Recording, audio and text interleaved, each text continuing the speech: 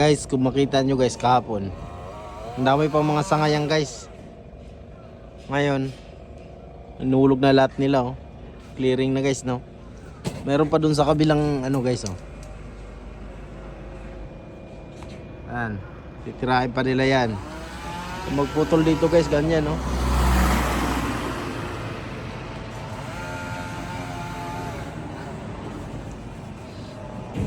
Gumagamit sila ng mga truck guys eh.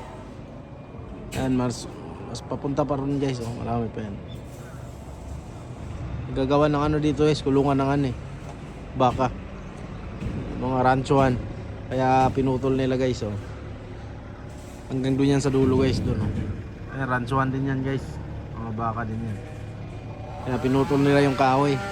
Napakabilis ang trabaho nila guys eh. Sa malayo sa disgrasya. Ayan, magamit pa sila na maliit na backhoe, tagapulot ng ano, mga sanga.